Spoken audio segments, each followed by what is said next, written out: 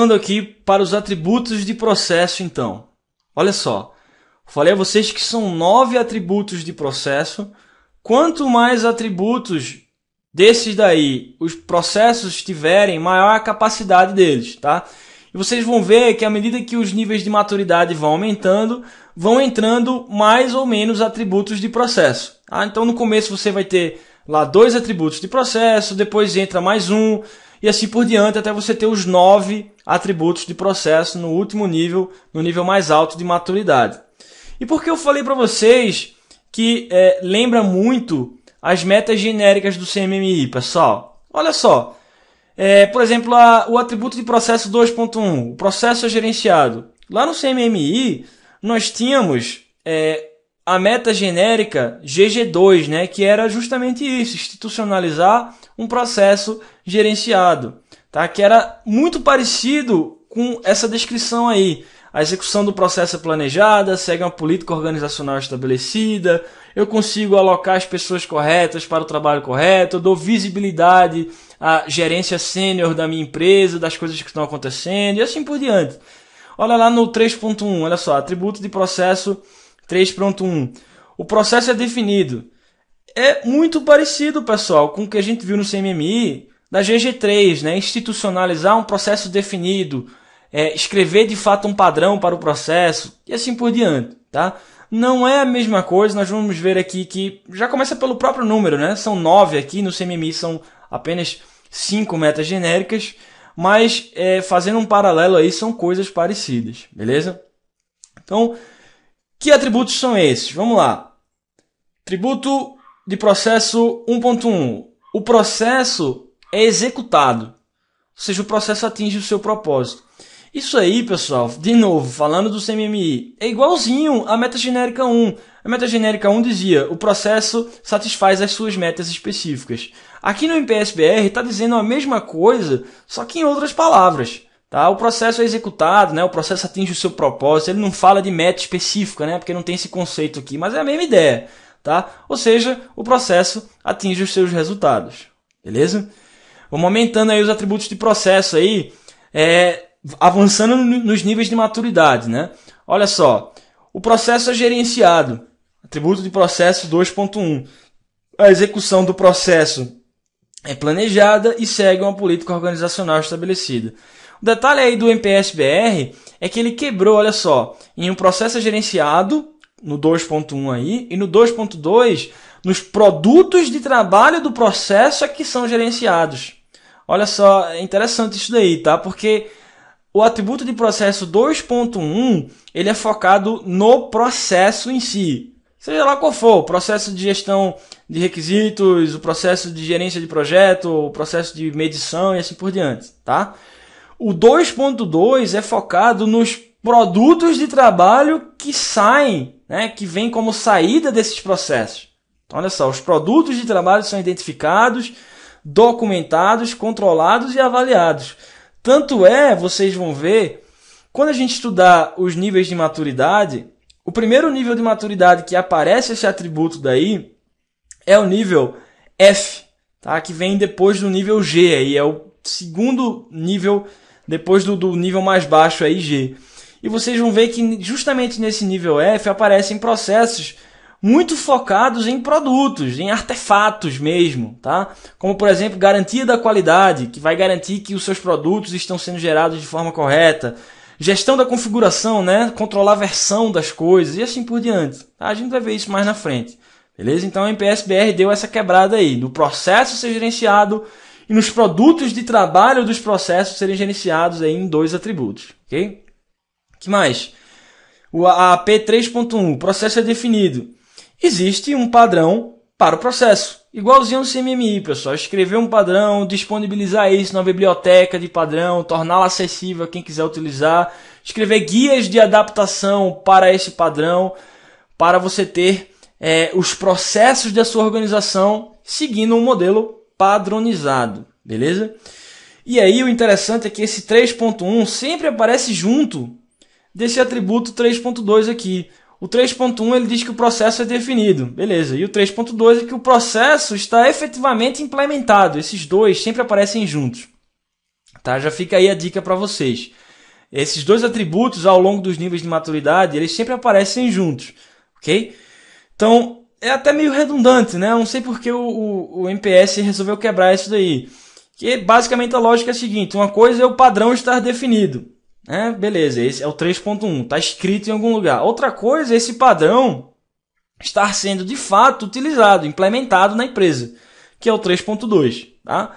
Para você alcançar os níveis de maturidade, na prática, esses dois atributos sempre vêm juntos, tá? Você sempre, quando tem um, tem que ter o outro também para alcançar aquele nível, ok?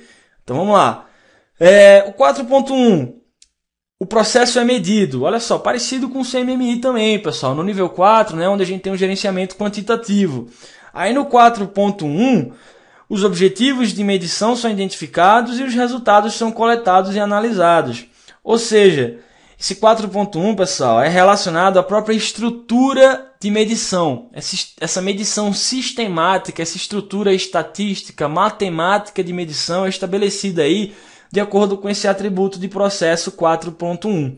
Esse processo, então, ele está sendo medido. O processo que tiver esse atributo daí é um processo que é medido. Tá? Você sabe quais são as métricas, quais são as medidas e você coleta essas coisas e analisa os resultados. Beleza? O atributo de processo 4.2 diz que o processo é controlado. Tá? É o que de fato, esse atributo aí, pessoal, é o que de fato atua sobre os processos baseado naquela estrutura que foi definida lá no atributo 4.1. Tá? Uma coisa é você definir a estrutura de medição, isso é no 4.1, você tem as medidas, as métricas estabelecidas para aquele processo. Outra coisa é você controlar esse processo baseado nessas medidas e nessas métricas. Esse é o 4.2, beleza? Então, se o processo tem esses dois atributos, tem essas duas características. Ele é medido e é controlado. Olha só, limites de controle são estabelecidos e ações corretivas são, de fato, realizadas para você tratar o que tem de errado em cima daquele processo ali, beleza? De novo, lembrando, quanto mais atributos desse daí, pessoal, o processo tiver, mais capaz ele é, melhor esse processo é implementado, beleza? Por fim, os últimos dois atributos de processo aí. 5.1, o processo é objeto de melhorias e inovações. Aí a gente está chegando na alta maturidade, né, pessoal? No alcance das melhores práticas. As mudanças no processo são identificadas a partir da análise de defeitos e causas comuns de variação, além das investigações de enfoques inovadores. Então é o seguinte, você tem aquele entendimento quantitativo dos níveis anteriores, dos atributos de 4.1 e 4.2, e quando você tem algo medido, pessoal, você consegue controlar aquilo e entender o que é que está acontecendo de errado em cima daquele processo e aí sim melhorar aquele processo e inclusive não só melhorar, né, como inovar, evoluir aquele processo para além das melhores práticas. Beleza? Ok. No 5.2, o processo é otimizado continuamente. As mudanças no processo, então, que tem esse atributo daí, tem impacto efetivo em cima dele no sentido de alcançar os objetivos relevantes de melhoria para a sua organização. Isso é o seguinte, pessoal. Aquele 5.1 é o que vai aplicar as melhorias. Esse 5.2, se o seu processo tiver esse atributo aí, é o que diz que ele está sendo efetivamente otimizado. Ou seja, é o atributo que vai avaliar o quão relevantes estão sendo aquelas melhorias lá do 5.1 em cima desse processo no sentido de alcançar os objetivos estratégicos da organização em questão. Beleza? Vamos lá. Então, fazendo uns exercícios aí para ver se vocês entenderam bem essa parte. O modelo MPS-BR está dividido em 3 componentes. Modelo de referência, método de avaliação e modelo do negócio. Estão vendo? Isso cai bastante, tá, pessoal? Não se esqueçam disso. O primeiro, o modelo de referência, né, contém os requisitos a serem cumpridos pelas organizações que visam estar em conformidade com o modelo. Perfeito, né, pessoal? Essa é a referência, é o modelo em si.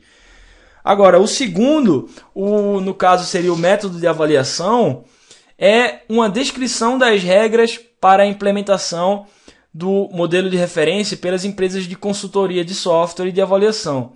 Pessoal, qual é o componente do MPS-BR que contém as regras de negócio, que contém aquele contrato, o que deve ser feito para você utilizar as empresas de consultoria, as empresas de avaliação, tá? Dentro de toda aquela estrutura. O modelo de negócio, pessoal, e não o método de avaliação. Tá? O que matou aí, você poderia até se esquecer, mas olha só, empresas de consultoria, de avaliação, você viu ali, né, no âmbito daquela figura do modelo de negócio, tá? Que eu falei para vocês, que são as instituições implementadoras, que são essa espécie de consultoria, né? E as instituições avaliadoras, ok? E, por fim, ele troca de novo, né? O terceiro, que seria o modelo de negócio, segunda questão, contém o processo de avaliação, os requisitos para avaliadores, para averiguação. Errado, né, pessoal? Quem é que contém os requisitos para o próprio processo de avaliação? É claro que é o método de avaliação, né? Então a questão trocou aí as duas últimas entre si. Falsa questão por causa disso, então. Beleza? Então olha só, pessoal. Agora a gente vai começar a entrar nos níveis de maturidade. Antes de entrar nos níveis propriamente ditos, do nível G ao nível A, de baixo para cima aí, vamos só revisar aqui o conceito de níveis de maturidade. É a mesma coisa do CMMI. A ideia central, né, é a mesma coisa. Claro que tem algumas peculiaridades aqui. Vamos ver aqui. Níveis de maturidade, olha só, igualzinho aqui. Estabelecem patamares de evolução dos processos, caracterizando estágios de melhoria dos processos. Tá? Então são esses platôs evolucionários, pessoal. Quanto maior a maturidade da sua empresa, melhor são os processos dela, mais capazes são os processos dessa empresa. Beleza? Cada um dos níveis possui um perfil de processos que indica onde a organização deve concentrar esforços? Sim. O que está dizendo aí, pessoal, é que é igualzinho ao CMMI. Tá? Os níveis do MPS-BR têm conjuntos fechados de processos. Tá? Lá no CMMI, lembrando, né? 7 no nível 2, 11 no nível 3 e assim por diante. Aqui no MPS-BR, como são muitos níveis aqui, pessoal, não vou detalhar os números para vocês, tá? Quantos processos aparecem aí em cada nível. Seriam 2 no nível G, 5 no nível F e assim por diante. Mas são muitos níveis aqui, não é tão importante aqui nesse modelo. Mas a ideia é a mesma. Eu tenho conjuntos fechados de processos a cada nível de maturidade aí, segundo o MPS-BR, que vai dizer a sua organização aonde é que ela deve se concentrar. Né? Então, no nível G, você tem lá 2 processos, a organização vai se concentrar naqueles 2 processos. Tá? No nível F, você tem mais 5 processos e assim por diante. Beleza? E como é que você progride ao longo desses níveis? Você progride alcançando, primeiro, o propósito de cada processo daquele determinado nível. Isso aí é lógico, né? Você tem que alcançar os resultados daquele processo, isso é o mínimo, tá? Os resultados esperados desse processo, né, eu já falei. E, além disso, esses processos, pessoal, em cada nível de maturidade do MPS-BR, eu falei a vocês, vão ter atributos de processos. Tá? Pode ter mais ou menos, dependendo do nível. Quanto mais atributos ele tiver, mais capaz esse processo é.